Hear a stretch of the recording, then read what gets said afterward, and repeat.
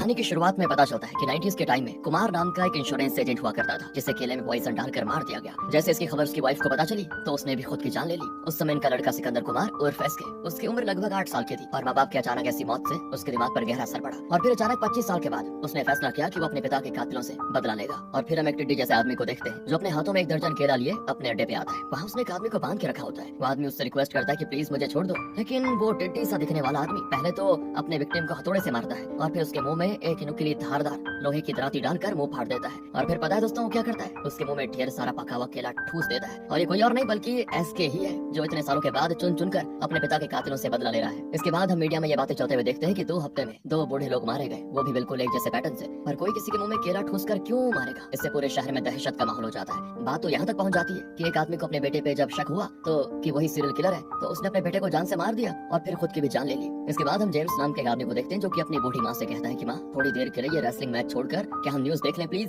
शहर में खुलेआम सीरियल किलर घूम रहा है। पर जेम्स की माँ तो शराब पीकर रेसलिंग मैच देखने में बहुत ज्यादा बिजी होती है। वो कहती है ये सीरियल किलर विलर कुछ नहीं होता, ये सब मनगढ़ंत कहानी है बेटा, कुछ नहीं। जेम्स कहता है हमारी बेटी अभी तक घर नहीं आई है और आप दारू चखना के साथ रेसलिंग देख रही है, बताओ आपको पता भी है मुझे कितनी फिक्र हो रही है उसकी। तो अम्मा कहती है तुम तो अपने डैड की तरह डरपोक हो, इसलिए मैंने अपनी पोती को किक बॉक्सिंग सिखाने के लिए भेजा है ताकि वो मेरी तरह बहादुर बने। जेम्स काफी गुस्सा होते हुए कहता है कि एक बार उसको घर आने दो, फिर मैं बताता हूँ। बॉक्सिंग सीख रही है तो क्या टाइम पे घर नहीं आएगी? पर जैसे वो दरवाजे पे अपनी बेटी जैसी को देखता है तुरंत मॉम की तरह पिघल जाता है और बेटी से बड़े प्यार से बातें करता है। जैसे अंदर जाती है तो उसकी दादी माँ कहती है वो लड़का क्या नाम बताया था उसका, ल्यूक, हाँ उसने सोशल मीडिया पे फॉलो किया है मुझे और किसको, तो क्या मैं उससे भी फॉलो बैक कर दूं? जैसे कहती है कोई जरूरत नहीं है, वैसे भी मैं तो उससे ब्रेकअप करने वाली हूँ। दादी माँ कहती है अच्छा ही है, बेचारा सुकून से रह पाएगा। जिसपे जैसे गुस्सा हो जाती है और अपनी दादी माँ का क्लास खटक जाती है। दूसरी ओर मीडिया वाले पुलिस के हायर ऑफिसर के पास प्रेस कॉन्फ्रेंस रखते हैं जहाँ वो सीरियल किलर के द्वारा किए गए 2 निर्मम हत्या के बारे में सवाल पे सवाल करते हैं। तो ऑफिसर्स बताते हैं कि हमने हमारे होनहार ऑफिसर अजय को ये केस सौंप दिया है। इसके बाद हम ऑफिसर अजय को साइकोलॉजिस्ट के पास जाते हुए देखते हैं जहाँ वो फूट फूट कर रो रहा होता है, क्योंकि बाहर से रफ टफ दिखने वाला अजय अंदर से बिल्कुल सॉफ्ट है। दरअसल उसका कुत्ता कहीं खो गया है, इसी वजह से वो काफी परेशान है। जिसपे साइकोलॉजिस्ट उसको समझाता है कि अच्छा ही हुआ ना एक तरह से कि वो खुद से कहीं चला गया, वैसे भी उसकी वजह से तुम्हारी पर्सनल और प्रोफेशनल लाइफ पर असर पड़ रहा था। तुम्हारी गर्लफ्रेंड ने भी तुम्हें इसलिए छोड़ा क्योंकि तुम उससे ज्यादा अपने कुत्ते की परवाह करते थे। तब रोते हुए अजय कहता है लोगों की नजर में वो सिर्फ एक मामूली सा कुत्ता होगा, लेकिन जब मैं बिल्कुल अकेला था ना तब वही मेरा सहारा था। तो साइकोलॉजिस्ट कहता है कि यार तुम्हें कोई बीमारी नहीं है जो मैं दवाई या काउंसलिंग दूं, तुम्हें बस टाइम से खाना पीना और सोना है, और जब रोना है ना तो जी खोल कर रोना, बाकी सब देखना वक्त के साथ खुद ब खुद ठीक हो जाएगा। फिर जैसे ही अजय साइकोलॉजिस्ट के ऑफिस से बाहर आता है तो मीडिया वाले उसे घेर लेते हैं और सीरियल किलर के बारे में सवालों की बौछार कर देते हैं। तो अजय उनसे बड़ी सफाई से झूठ कह देता है कि दरअसल मैं तो साइकोलॉजिस्ट से मिलने ही आया था ताकि मैं सीरियल किलर के माइंडसेट को समझकर इस केस को अच्छे से सॉल्व कर पाऊं। अब यहाँ से पुलिस को ल्यूक नाम के बंदे पे शक होता है तो वो अपनी पूरी टीम के साथ जाकर उसे अरेस्ट कर लेते हैं। तो टाउन के कुछ लोग आकर नजदीकी पुलिस स्टेशन आते हैं और ऑफिसर से पूछते हैं कि आपने हमारे लड़के को अरेस्ट क्यों किया? तो ऑफिसर बताते हैं क्योंकि इसने सोशल मीडिया पे पोस्ट किया था कि कोई भी जन्म से सीरियल किलर नहीं होता, उसे समाज सीरियल किलर बनाने पे मजबूर करती है, ऐसा लिखा था इसने। तब टाउन वाले ऑफिसर को बताते हैं कि सर हमारे पूरे टाउन वालों ने मिलकर 16 लाख रुपए जमा किए थे ताकि इसको चेकोस्लोवाकिया भेज सके। एक बार आप खिड़की से बाहर तो देखिए, टाउन वालों ने जमावड़ा लगा के रखा हुआ है, अगर आपने ल्यूक को नहीं छोड़ा तो ये लोग पुलिस स्टेशन में आग लगा देंगे। ये सुनकर ऑफिसर को लगता है कि ये लड़का बहुत ही पहुंचा हुआ है, इसे तो इसके गांव वाले बहुत प्यार करते हैं। मगर कुछ देर के बाद पता चलता है कि ये ल्यूक असल में बहुत ही खुराफाती लड़का है और टाउन वाले इससे तंग आकर चेकोस्लोवाकिया भेज रहे थे। नौबत तो यहाँ तक आ गई थी दोस्तों कि कोई भी इज्जतदार आदमी अपनी बेटी की शादी इस टाउन में करना ही नहीं चाहता था। इसके बाद इंस्पेक्टर टाइगर को उसका जूनियर याद दिलाता है कि सर आपको याद है कुछ सालों पहले हमारे पुलिस स्टेशन को किसी ने OLX पे बेचने के लिए लिस्ट कर दिया था, वो कारनामा इसी का था। फिर एक टाउन वाला बताता है कि साहब ये वही लड़का है जिसने मंदिर के तालाब में मांस फेंक दिया था, यहाँ तक इसने चर्च में एक माइक भी छुपा दिया था, जिससे जब एक लेडी अपने पाप कन्फेस करने के लिए गई तो पूरे टाउन को उसके पापों के बारे में पता चल गया। फिर पंचायत का मुखिया बताता है कि इसने मेरी गूगल सर्च की हिस्ट्री निकालकर प्रिंट करवाई और पंचायत ऑफिस के बाहर लगवा दी, वो भी मेरा प्राइवेट सर्च। फिर टाउन के टीचर बताते हैं कि सर ये मेरा स्टूडेंट रह चुका है, बचपन से मैं इसको देखते हुए आया हूँ, सारी खुराफातें यही करता है और सीरियल किलर बनने जितना दिमाग तो इसमें है नहीं। तो ऑफिसर कहते हैं पर इन सब चीजों से बेहतर तो सीरियल किलिंग ही है, क्यों भाई तुम ये सब काम करते क्यों हो ल्यूक? तो ल्यूक बताता है कि सारे काम मैंने इस टाउन की भलाई के लिए किया है। और तब बीच में मुखिया जी कहते हैं कि सर आप इसको जेल में डालकर हमारी प्लानिंग खराब मत कीजिए प्लीज, हम वादा करते हैं कि अगले हफ्ते इसको हम फाइट में भेज देंगे दूसरी जगह। जिसके बाद पुलिस उसे रिहा कर देती है और ल्यूक पुलिस स्टेशन से ऐसे बाहर निकलता है जैसे वो कोई हीरो हो। अब हम गोविंद नाम के एक आदमी को देखते हैं जिसके पिताजी को गायब हुए 20 साल से ज्यादा हो गए, इसलिए वो पंडित जी के कहने पे उन्हें मरा हुआ मानकर उनका अंतिम संस्कार कर देता है। फिर पता चलता है कि गोविंद टीचर जी के बस का कंडक्टर है। रिटायरमेंट के बाद टीचर जी इस बस को रख देते हैं और यहाँ बस का ड्राइवर होता है अधेड़ उम्र का जितिन, जिसकी अभी तक शादी नहीं हुई है, क्योंकि हर बार कोई ना कोई उसकी शादी में अड़चन डाल देता है। इसीलिए इस बार जितिन माइक लगाकर अनाउंसमेंट कर देता है कि 16 दिसंबर को मेरी शादी होने वाली है और ये 22वीं लड़की है जिससे मैंने शादी के लिए पसंद किया हुआ है, और अगर इस बार किसी ने मेरी शादी में अड़चन डालने की कोशिश की तो मैं बस से कुचल दूंगा उसको। इसलिए आप सभी से विनम्र निवेदन है कि 16 दिसंबर को मेरी शादी में आना और हमें आशीर्वाद देकर पुण्य कमाना। दोस्तों अब हम ल्यूक को देखते हैं, जिससे उसका एक लफंगा दोस्त समझा रहा होता है कि भाई हम लोग सिग्मा मेल है, हमें तो लड़कियों के चक्कर से दूर रहना चाहिए, इसीलिए इससे पहले कि वो ब्रेकअप की बात करे तो सामने जाकर उससे ब्रेकअप कर ले। तब ल्यूक भी गर्मा गर्मी में जाता है, मगर जैसी के सामने जाते ही उसका सिग्मा मेल का तेल निकल जाता है और वो जैसी के सामने गिड़गिड़ाने लगता है कि मैं तुमसे बहुत प्यार करता हूँ, मुझे एक लास्ट चांस दे दो, मैं पक्का कोई बकरा खड़ा नहीं करूंगा। मगर जैसे कहते देखो मुझे पहले से शक था कि तुम एक साइको हो और अब तो पुलिस भी तुम्हें एक बार उठाकर जेल में डाल चुकी है, पूरे टाउन में खबर फैल चुकी है कि तुम ऐसे ऐसे काम करते हो, मैं तुम्हारे साथ रही तो मेरी भी इज्जत डाउन हो जाएगी। तो ल्यूक कहते हैं अच्छा तो अब इन सब बातों की वजह से तुम मुझसे ब्रेकअप करोगे। मैंने तो सोचा था कि चेकोस्लोवाकिया से वापस आकर तुम्हारे घर आऊंगा तुम्हारे डैड से तुम्हारा हाथ मांगने के लिए, और तब जैसी उसको रियलिटी चेक देती है कि चेकोस्लोवाकिया जाना कोई अचीवमेंट नहीं बल्कि शर्म वाली बात है, क्योंकि यहाँ के लोग तुमसे तंग आ गए हैं इसलिए तुम्हें यहाँ से निकाल रहे हैं। पर ल्यूक कहता है नहीं नहीं नहीं, ये शब्द मेरी प्यारी जैसे की हो ही नहीं सकते, तुम सच बताओ तुम्हें कोई और मिल गया है ना, जिससे जैसी इरिटेट होकर ल्यूक के नाक पे जोरदार पंच मार के ब्रेकअप कर लेती है। फिर दोस्तों हम रियल सीरियल किलर एसके को देखते हैं, जो कि प्ले स्कूल में सरकारी फूड पहुंचाने गया होता है, मगर वो वहाँ पर बच्चों को टॉम एंड जेरी कहानी सुना रहा होता है, मगर बहुत ही डरावने तरीके से, जिसमें वो खून खराबे और ब्रुटैलिटी का जिक्र बहुत बार करता है। बच्चे तो डर के मारे रोने लगते हैं, मगर एक दो शैतान बच्चे भी होते हैं जिन्हें ये सब सुनकर खूब मजा आ रहा होता है। अब जैसे टीचर की नजर एसके पर पड़ती है तो वो स्ट्रिक्टली एसके से कह देती है देखो आप बच्चों को इस तरह की कहानी नहीं सुना सकते, आप अपना काम करिए और जाइए यहाँ से। इसके बाद हम देखते हैं कि आज जेसिका बर्थडे, रात में उसकी दादी और उसके पिता उसे बर्थडे केक वगैरह देकर सरप्राइज कर देते हैं। वो भी काफी खुश होती है, अपना बर्थडे सेलिब्रेट करती है, और यहाँ उसकी दादी उसे बर्थडे गिफ्ट में पता है क्या देती है दोस्तों, गेस कीजिए वो क्या दे सकती है वैसे पता है? वो ना एक खतरनाक पेपर स्प्रे देती है अपनी पोती को और कहती है बेटा आजकल हम जैसी जब सुंदर जवान लड़की बाहर घूमने निकलती है तो न जाने रात को कुछ लफंगे हमको परेशान करते हैं, पता नहीं कितने सारे, उस वक्त ये स्प्रे तुम्हारे काम आएगा। वहीं ल्यूक खिड़की से ये सब देख रहा होता है, क्योंकि वो भी जैसे का बर्थडे सेलिब्रेट करने के लिए पूरी तैयारी के साथ आया था, मगर जैसे तो उसका फोन नहीं उठा रही थी, जिससे ल्यूक का दिल भी टूट जाता है, जिसकी वजह से वो गिफ्ट फ्लावर्स वगैरह को वहीं फेंक कर रोते हुए चला जाता है। अब अगले दिन की बात है, ग्रुप नाम के एक बूढ़े आदमी को उनका बेटा ओल्ड एज होम में छोड़ने आता है, और उस बूढ़े आदमी के चेहरे से साफ पता चलता है कि बेचारे का मन नहीं है अपने खून पसीने से बनाए हुए घर को छोड़कर इस वृद्धाश्रम में रहने का, मगर क्या करे उनका बेटा जो है वो उनको किसी भी हाल में अपने साथ रखने को तैयार ही नहीं है। इसलिए ओल्ड एज होम का इंचार्ज ग्रुप के बेटे से अकेले में बात करता है कि बेटा मैं तुम्हारे बाप की उम्र का हूँ, तुम दोनों में अगर कोई अनबन हुई है तो प्लीज मुझे बताओ, मैं तुम दोनों का साइड समझते हुए कोई सुझाव जरूर दे सकता हूँ। तो वो लड़का कहता है उन्होंने मेरी वाइफ को छेड़ा है, मेरी वाइफ उनके साथ कंफर्टेबल फील नहीं करती। इंचार्ज कहता है अरे ये बुढ़ा तो सच में चंट है, अभी तो ऐसे उदास बैठा था और अभी देखो यहाँ की बूढ़ी औरतों के साथ क्या मस्ती मजाक कर रहा है। तो इसी तरह कुछ दिन गुजरते हैं, ल्यूक जेसी को खूब मनाने की कोशिश करता है, वो कॉल मैसेजेस सब करता है पर वो कोई रिस्पांस नहीं देती, तो अब वो भी गुस्से में उसे कर देता है ब्लॉक और अपने चेकोस्लोवाकिया जाने की तैयारी में लग जाता है। उधर DSYP अजय एसके को ढूंढने की जगह अपने डॉग को ढूंढने में लगा हुआ है, वहीं एसके और कुछ बूढ़े लोगों को अपना शिकार बना लेता है, उन्हें अकेला ठूस कर मार डालता है। दूसरी ओर वो बस ड्राइवर जितिन अपनी शादी की खुशी में बड़ा खुश होता है, वो अपनी होने वाली वाइफ से घंटों घंटों तक कॉल पे बात करता है, और सबसे मजेदार बात कि हायर अथॉरिटीज ने एसके को पकड़वाने वाले को 10 लाख रुपए इनाम देने की घोषणा कर दी है। वहीं ग्रुप को अस्थमा की बीमारी है पर वो स्मोकिंग करना बंद नहीं करता, वो तो मस्त ओल्ड एज होम में अपनी लाइफ के मजे ले रहा होता है। पर अजय का कुत्ता पता नहीं कैसे ओल्ड एज होम तक पहुंच जाता है दोस्तों, और वो हर टाइम ग्रुप के आगे पीछे डोलता रहता है। अब एक शाम की बात है कि ग्रुप उस कुत्ते से काफी इरिटेट हो जाता है और ओल्ड एज होम को भागकर भाग जाता है, मगर फिर भी कुत्ता उसका पीछा नहीं छोड़ता, वो भी दीवार भागकर उसके पीछे हो लेता है। तब ग्रुप बहुत चिढ़ जाता है उससे और कुत्ते की गर्दन में जो चेन होती है उससे वो एक गाड़ी के पीछे बांध देता है, और जैसे गाड़ी खुलती है कोई बेचारे कुत्ते पे ध्यान नहीं देता और कुत्ते को भी दौड़ते दौड़ते गाड़ी के साथ जाना पड़ जाता है। इसके बाद वो ग्रुप लेता है चैन की सांस और तभी उसकी आंखें चमक उठती है, क्योंकि उसकी नजर एक बार पे जो पड़ गई है,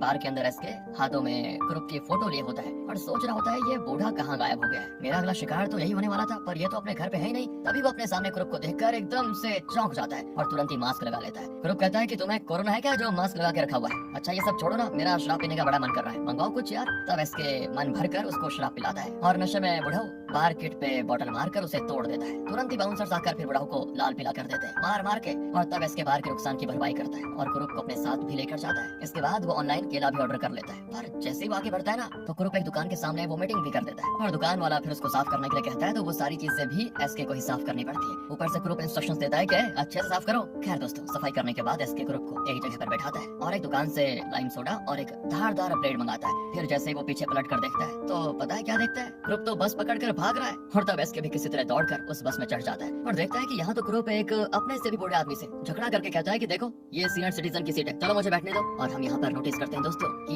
ये इस रोड की आखिरी बस है और ये बस का ड्राइवर वही जितिन है, डेस्परेट दूल्हा, जो अभी भी अपनी होने वाली बीवी से कॉल पे बातें करते हुए ड्राइव कर रहा होता है। और यहाँ क्रुप का एक आदमी से झगड़ा हो जाता है क्योंकि वो आदमी अपनी वाइफ से वीडियो कॉल पे बातें कर रहा होता है और ये क्रुप है ठरकी बूढ़ा, कहने लगता है कि चोली के पीछे क्या है। कंडक्टर उस आदमी को किसी तरह समझाता है कि ये बूढ़े हैं, इनको छोड़ दो। तो शराब के नशे में कंडक्टर को वो कह देता है कि बूढ़ा होगा तेरा बाप। कंडक्टर गोविंद फिर कहता है कि देखिए सर, आप मेरे बाप के बारे में कुछ मत बोलिए। दरअसल दोस्तों 20 साल पहले गुमशुदा होने की वजह से गोविंद अपने पिता को लेकर बहुत ही इमोशनल था और क्रुप उसके पिता के बारे में नाप शनाप बके जा रहा था। इससे गुस्सा होकर गोविंद उस पे हाथ उठाने वाला होता है कि एस के बीच में आ जाता है और समझा बुझाकर मैटर को शांत करता है। इसके बाद क्रुप को पीछे वाली सीट पे बैठाया जाता है मगर जैसे क्रुप को आगे कोई लड़की बैठी हुई दिखती है वो उसके पीछे वाली सीट पे जाकर उन्हें छेड़ने लगता है और जब रात हो जाती है तो वो जैसी के पीछे वाली सीट पर जाकर बैठ जाता है। हाँ, जैसी भी इस बस में थी, यानी कि इस वक्त बस में सिर्फ के क्रुप और जैसी होते हैं और क्रुप का ठरक अब उससे कंट्रोल नहीं होता, इसलिए वो धीरे धीरे करके जैसी के गर्दन पे हाथ रखने लग जाता है। जब वो पीछे देखती है तो क्रुप अपना हाथ हटा लेता है। ऐसा कई बार होता है और दोस्तों फिर वो और हरकतें करता है, पीछे से जैसी के ब्रेस्ट एरिया को टच कर लेता है। जैसी को बड़ा गुस्सा आता है और वो सीधे अपने पर्स से अपनी दादी की गिफ्ट हुई वो स्ट्रॉन्ग पेपर स्प्रे डाल देती है उस पे। फिर तो कंडक्टर गोविंद भी खुश हो जाता है कि बढ़िया हुआ, ऐसे लोगों के साथ ऐसा ही करना चाहिए। पर इनको ये नहीं पता था कि क्रुप को तो अस्थमा है और इतने स्ट्रॉन्ग पेपर से उसको सांस लेने में दिक्कत होगी और वो उसी वक्त दम भी तोड़ देता है। इस दरमियान क्रुप के पीछे बैठने की वजह से एसके की आंखों में भी वो स्प्रे चला जाता है जिसकी वजह से उसकी आंखें भी जल रही होती है, इसीलिए उसका ध्यान क्रुप पे नहीं जाता। पर कुछ देर के बाद गोविंद ये चीजें नोटिस कर देता है कि बूढ़ा हो तो हिल भी नहीं रहा, इसलिए वो चेक करने जाता है तो पता चल जाता है कि इनका तो राम नाम सत्य हो गया। ये बातें फिर गोविंद ड्राइवर को बताता है। अब ड्राइवर काफी डर जाता है कि चलो पुलिस को इन्फॉर्म कर देते हैं। वहीं एसके को लगता है कि ये तो मेरा शिकार था, फिर इस लड़की ने इसको कैसे मार दिया, इसे मारने का क्रेडिट तो मैं लेना चाहता था, इसलिए वो पुलिस को बुलाने से मना कर देता है और कहता है कि देखो अगर पुलिस में जाएंगे तो सब पे शक होगा। ऊपर से उसी वक्त जैसे कि डैड का कॉल आता है, वो काफी परेशान भी होते हैं, उनको हार्ट की प्रॉब्लम भी है, इसलिए जैसी सच्चाई उनको नहीं बता पाती। वो झूठ कह देती है मैं तो अपनी एक फ्रेंड के घर पे हूँ डैड। तो उसके डैड कहते हैं कि ठीक है आज तुम वहीं पर रुक जाओ, इतनी रात अकेले सेफ नहीं होगा, ठीक है। कॉल कट होने के बाद तो जैसे रोने लगती है, फिर एस किस बात का भी मुद्दा बनाता है और कहता है कि बताओ इस बेचारी लड़की को हम पुलिस के हवाले कैसे कर सकते हैं, एक काम करते हैं ना, हमें इस बूढ़े को ठिकाने लगा देते हैं। पर ड्राइवर कहता है कि नहीं नहीं, अगर कोई चूक हुई तो अच्छा नहीं होगा, 16 तारीख को मेरी शादी भी है और इस बार मैं अपनी शादी में कोई गड़बड़ नहीं होने दूंगा। तो एस के कहता है ठीक है ना, आप लोगों को इसमें इन्वॉल्व होने की जरूरत नहीं है, आप बस ये बॉडी मुझे दे दीजिए। पर ड्राइवर को यहाँ दाल में कुछ काला लगता है, वो कहता है कि तुम हमारी मदद क्यों करना चाहते हो। तो एस के कहता है कि यार एक तो मुझे इस लड़की के आंसू देखे नहीं जा रहे, दूसरा मुझे पैसों की सख्त जरूरत है। तो कंडक्टर पूछता है कितने चाहिए तुम्हें, एस के 4 लाख कह देता है, मगर ड्राइवर कहता है कि नहीं इतने तो नहीं है मेरे पास।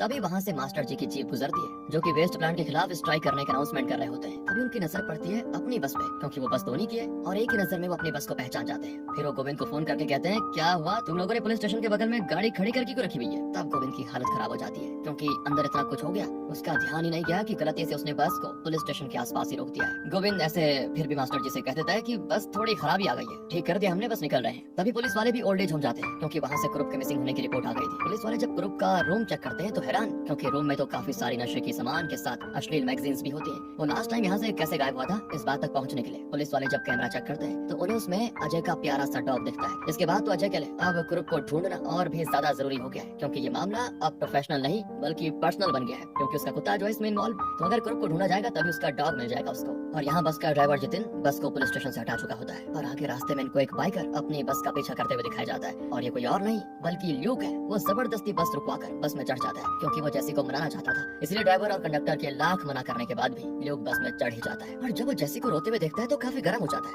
उसे लगता है कि इन लोगों ने पक्का जैसी के साथ बदतमीजी की होगी। पर जब उसको सारी सच्चाई पता चलती है कि इस बूढ़े ने जैसी को छेड़ा और बदले में जैसी ने इसकी जान ले ली, तो वो जैसी को सपोर्ट करता है कि तुमने ठीक किया, अगर तुम इसको नहीं मारती तो मैं इसको मार देता। फिर वो बताता है कि दरअसल मैं चेक सिलवा के जा रहा हूँ, इसलिए आखिरी बार तुमसे मिलकर सब कुछ ठीक करना चाहता था। इसके बाद जब ल्यूक को पता चलता है कि एसके ने लाश ठिकाने लगाने का जिम्मा अपने सर पे ले लिया है, वो भी सिर्फ 6000 के बदले, तो उसे दाल में कुछ काला लगता है। वो एसके पे तरह तरह के आरोप लगाने लगता है कि पक्का यही सीरियल किलर है, इसलिए तो एक बूढ़े आदमी की लाश को ठिकाने लगाना चाहता है। ऊपर से इसके पास पक्के हुए केले भी है, तो एसके डर जाता है कि अब तो गया काम से। जिसपे ल्यूक कहता है कि आप ऐसे डरपोक आदमी पे भरोसा करने वाले थे, बताओ कल को हल्की सी भी ऊंच नीच हुई तो ये पुलिस के सामने सब कुछ बकबक कर देगा और मेरी डार्लिंग जैसी को फंसा देगा। तो ड्राइवर कहता है कि देखो मुझे कोई रिस्क नहीं लेना, जो जो हुआ है सच सच पुलिस को चलकर बता देते हैं। मगर ल्यूक कहता है नहीं मैं अपनी बेबी को नहीं फंसने दे सकता, अगर हमारे मना करने के बाद भी तुम पुलिस स्टेशन जाओगे तो जैसी पुलिस में ये बयान देगी कि तुम्हारे कहने पर ही इसने उसका खून किया। तो ड्राइवर कहता है कि तुम्हारे कहने से क्या होता है, ये एसके भाई साहब तो है ना, ये मेरा साथ देंगे। अगर वो भी इंकार कर देता है तो ये लोग शहर के बाहर जो कब्रिस्तान है वहाँ जाते हैं बॉडी दफनाने के लिए, वो भी दीवार फांद कर। पर वहाँ इन्हें व्हाइट साड़ी में एक भूतनी दिखाई देती है और उसके साथ ही एक ड्रैकुला भी, जिससे इनकी हालत खराब हो जाती है। पर कुछ देर में नोटिस नोटिस करने पर पता चलता है कि ये दोनों तो एक ताजा यूट्यूबर बनने की कोशिश कर रहे हैं, जो कि हॉरर कंटेंट डालकर फेमस होना चाहते हैं और खूब सारा पैसा कमाना चाहते हैं, क्योंकि जो ड्रैकुला बने हैं उसके ऊपर बहुत सारा कर्ज है और उसने अपनी भूतनी वाइफ से कहा भी कि सोने के गहने बेचकर मेरा कर्ज चुका दो, पर वो तैयार नहीं थी।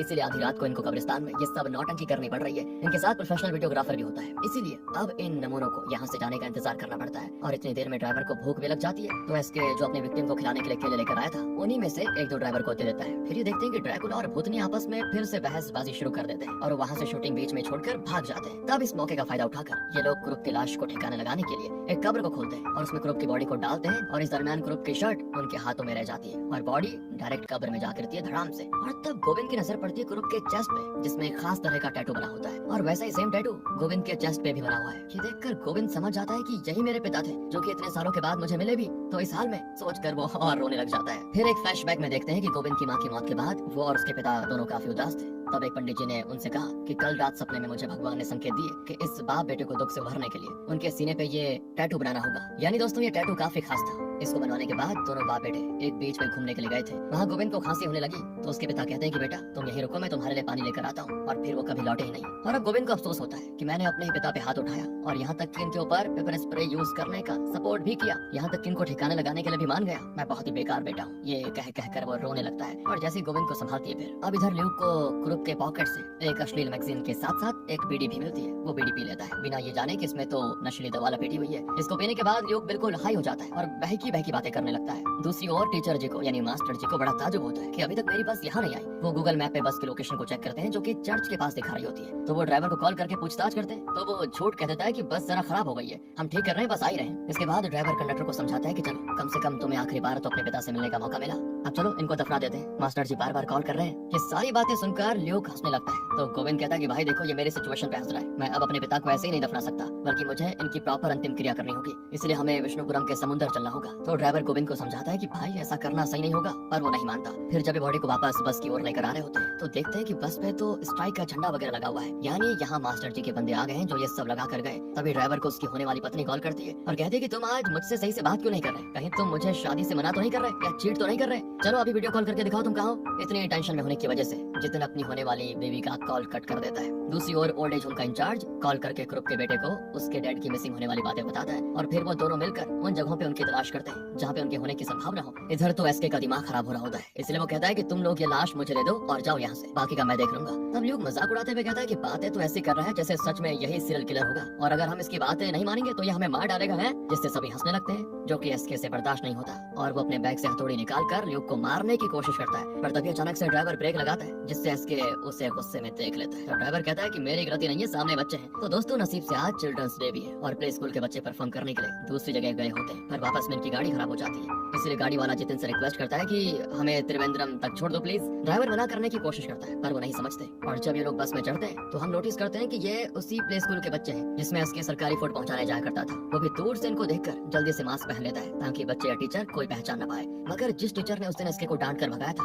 वो पहचान लेती है और उससे बातचीत भी करती है। तो जब तक तो ये लोग बस में रहते हैं तब तक तो एसके नॉर्मल रहता है, पर उन्हें ड्रॉप करने के बाद एसके इन लोगों की फोटोज दिखाता है जो कि उसने चुपके से कब्रिस्तान में क्लिक कर ली थी, जिसमें मतलब ये लाश को ठिकाने लगाते हुए दिख रहे थे। यही फोटोज दिखाकर एसके इनको ब्लैकमेल करता है कि चुपचाप ये लाश मुझे दे दो वरना तुम सबको पुलिस के हवाले कर दूंगा। ये देखकर तो ड्राइवर काफी डर जाता है और कहता है कि मैं तो चला, अब गाँव वालों के साथ ही वापस आऊंगा, कहकर वो बस से कूद जाता है। मगर उसका सामना इंस्पेक्टर टाइगर और उनकी टीम से हो जाता है जो कि क्रूप को ढूंढने के लिए निकले हुए थे। और तब ड्राइवर को फिर से बहाना बनाना पड़ता है कि गाड़ी जरा खराब हो गई है इसलिए चेक करने के लिए नीचे उतरा हूँ। तभी इंस्पेक्टर टाइगर बस में ल्यूक को नोटिस करता है और पूछता है कि ये यहाँ पर क्या कर रहा है। वो कहता है तुम्हें तो कल जैकेट सिलवा के जाना था। ल्यूक कहता है हाँ बस से जा रहा हूँ। और वो छोड़िए, आप ये बताइए कि क्या मैं आपकी सीरियल किलर को पकड़ने में मदद करूँ। टाइगर कहता है नहीं इतनी मेहरबानी करने की जरूरत नहीं है, तुम जाओ जहाँ जाना है। फिर पुलिस वाले उन्हें क्रूप की फोटोज दिखाकर पूछते हैं कि इनको कहीं देखा क्या, तो ये लोग पहचानने से इनकार कर देते हैं जबकि क्रूप की लाश बस में ही होती है। पुलिस वालों के जाने के बाद जैसी बताती है वो एसके तो लाश लेकर भाग गया। इसके बाद ल्यूक पानी से अपना मुंह धोकर होश में आता है और कहता है कि हमें लाश को ढूंढना ही होगा क्योंकि लाश को मैंने उस वक्त अपनी जैकेट पहना दी थी। तो ड्राइवर कहता है कि यार तुम जैकेट जैकेट की टेंशन मत लो, मेरी एक बार शादी हो जाए तो मैं तुम्हें 10 जैकेट दिलवा दूंगा। ल्यूक कहता है बे समझ नहीं रहे हो तुम बात। फिर दोस्तों हम देखते हैं कि उस जैकेट पे ल्यूक की फोटो प्रिंटेड है, यानी अगर वो लाश पुलिस के हाथों लगी तो सारा भांडा फूट जाएगा।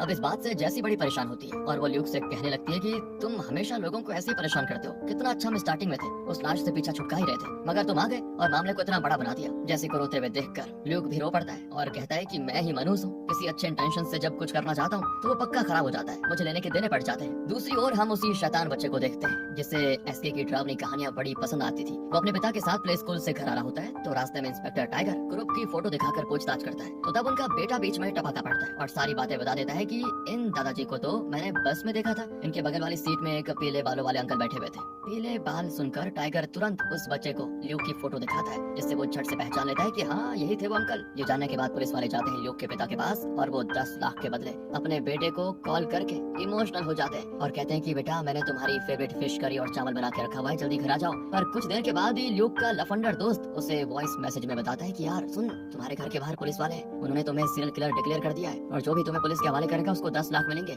इसीलिए आज के बाद मुझसे कोई कांटेक्ट मत करना वरना मैं अभी फंस जाऊंगा, समझ गए। फिर ल्यूक कहता है कि यार ये सब मेरी गलती की वजह से हुआ है, इससे बचने का कोई और रास्ता भी नहीं है मेरे पास, इसीलिए तुम सब यहाँ से जाओ, मैं खुद को सरेंडर कर दूंगा। ये बातें वो इन सभी को कहता है। वो कहता है क्योंकि मैं नहीं चाहता कि मैं सारी सच्चाई बताकर जैसे के साथ साथ तुम सबको फंसाऊं, कम से कम मैं तो किसी के काम आऊंगा। सुनकर जैसी रोने लगती है और सारी सच्चाई पुलिस को बताने को तैयार हो जाती है, मगर ल्यूक ड्राइवर से रिक्वेस्ट करता है कि जैसी को सही सलामत घर छोड़ दो और जैसी क्या तुम मेरे जेल से रिहा होने तक इंतजार करोगे मेरा। तो जैसी रोते हुए उसे हक कर लेती है और हामी भरती है। फिर ल्यूक उन तीनों को वहीं से भेज देता है और खुद रोड किनारे बैठकर पुलिस के इंतजार में होता है। उसे एक बंद पड़े दुकान पे मिसिंग डॉग का पोस्टर दिखता है और कुछ ही देर में वहाँ वो डॉग भी आ जाता है। तो ल्यूक सोचता है चलो मेरा प्यारा डॉग तो नहीं मिल पाया, कम से कम मैं इस कुत्ते को इसका मालिक तो दिलवा दूं। यही सोचकर वो दिए गए नंबर पे कॉल करके DYSP अजय को उसके डॉग की लोकेशन बता देता है। फिर कुछ देर में वहाँ वो भूतिया कपल आते हैं शूटिंग करने के लिए। उनके पास ल्यूक को ड्रोन कैमरा दिख जाता है तो वो उनसे थोड़ी देर के लिए ड्रोन मांगकर यहाँ वहाँ उसको देखता है और उसे पश्चिम की ओर एसके जाता हुआ दिख जाता है। इसके बाद वो तुरंत ही जेसी को कॉल करके ये बातें बताता है, मगर तभी वो भूतिया कपल ल्यूक को पहचान जाते हैं कि अरे ये तो सीरियल किलर है, चलो इसे पुलिस के हवाले करके 10 लाख रुपए मिल जाएंगे और हमारा सारा कर्ज चुक जाएगा। तो वो लोग जबरदस्ती ल्यूक को अपनी गाड़ी में बैठाकर पुलिस स्टेशन लेकर जाते हैं। वहीं दूसरी ओर DYSP अजय को एसके मिल जाता है। उसने कंक्रीट होने वाली ट्रॉली में कुरूप की लाश रखी होती है, मगर अजय का सारा ध्यान तो अपने डॉग पे होता है, इसलिए वो कुरूप को रोक कर पूछता है क्या तुम्हारे आसपास इस कुत्ते को तुमने कहीं देखा। वो इनकार कर देता है। फिर दोनों अपने अपने रास्ते की ओर बढ़ जाते हैं। इधर ल्यूक को रास्ते में मास्टर जी और उनके साथी सड़क किनारे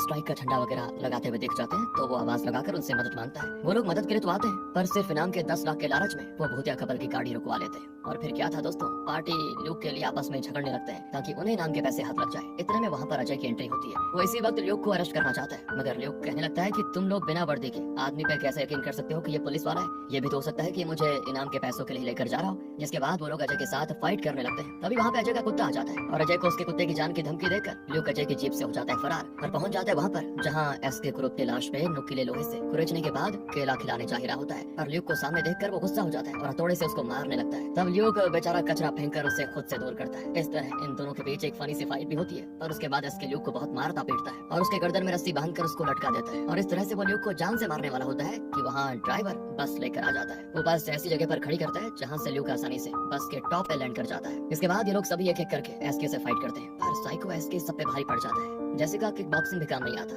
तब उसके दादी का वो गिफ्टेड स्प्रे काम आता है। जैसे फिर एसके की आंखों में वो स्प्रे डालकर उसे टॉर्चर करती है। उसके बाद ड्राइवर एसके को एक पोल से बांध देता है और इतना करने के बाद अब ये सभी रिलैक्स होकर फिर डिसाइड करते हैं कि गोविंद के पिता का अंतिम संस्कार यहीं पर करेंगे, जिसके लिए ये लोग कचरे में से लकड़ी वगैरह का इंतजाम करते हैं और फिर इनको एक मट्टी का घड़ा भी मिल जाता है। जिसके बाद गोविंद अपने पिता का अंतिम संस्कार करता है। वो अपने हाथों से उनकी चिता में आग लगा देता है। फिर ये लोग चले जाते हैं बस से। अब यहाँ एसके खुद को आजाद कर लेता है। फिर जलती चिता में से कुरूप की लाश को खींच कर बाहर निकालता है और उसके साथ दरिंदगी करना चाहता है, मगर फिर वो क्या देखता है कि ल्यूक और उसके साथियों के अलावा पुलिस की टीम भी उसको ये सब करते हुए देख रही है, यानी अब सभी एसके को रंगे हाथों पकड़ने वाले हैं। इसके बाद हम ल्यूक को एक न्यूज चैनल में इंटरव्यू देते हुए देखते हैं। कल तक उसके टाउन के लोग उसे परेशान होकर उसे भेजना चाह रहे थे कहीं और, मगर अब उन्हें ल्यूक पे प्राउड हो रहा है कि उसने सीरियल किलर को पकड़वा दिया, साथ ही अजय के डॉग को ढूंढने में उसकी मदद भी की। दूसरी ओर ड्राइवर ने अपनी होने वाली बीवी से बातचीत करके सब कुछ उसे सच बता दिया, जिससे ड्राइवर की प्रॉब्लम भी सॉल्व हो गई, मगर कंडक्टर की नहीं, क्योंकि उसकी नजर पड़ती है कुछ बच्चों पे जिनके चेस्ट पे भी सेम टैटू है। पूछने पे पता चलता है कि ये तो एक नॉर्मल सा टैटू है। तो इससे कंडक्टर समझ जाता है कि बचपन में उसे और उसके पिता को उस पंडित जी ने उल्लू बनाया था, यानी कुरूप असल में कंडक्टर के पिता था ही नहीं। पर ये सोच सोच कर कंडक्टर का दिमाग खराब होने लगता है। इसीलिए आखिर में वो फैसला करता है कि चलो कुरूप ही मेरे पिता थे और अब मुझे इस बारे में ज्यादा नहीं सोचना। अब हम फ्लैशबैक में एक चौंकाने वाला सच देखते हैं। हैं कि 25 साल पहले एसके के पिता की मौत एक हादसे के दौरान हुई थी। दरअसल वो एक क्वार्टर में रहते थे जहाँ पहले से 5 और इंश्योरेंस एजेंट रहा करते थे। और एक दिन जब कुमार अपनी बीवी बच्चों से मिलने गाँव गया और कुछ दिनों के बाद गाँव से वापस लौटा तो उसने घर के पीछे कुछ पके हुए केले देखे जिसे खाने के साथ अच्छे से मिक्स करके उसने खा लिया। और वो बेचारा इस बात से अनजान था कि उसकी नामौजूदगी में यहाँ पर ढेर सारे चूहे हो गए थे। इसीलिए उनके रूममेट्स ने केले में चूहे मारने की दवा इंजेक्ट की, यानी किसी ने जानबूझकर उनको नहीं मारा। मारना तो वो लोग चूहे को चाहते थे, मगर बेचारे एसके के पिता चले गए। और इसी के साथ दोस्तों ये कहानी खत्म होती है।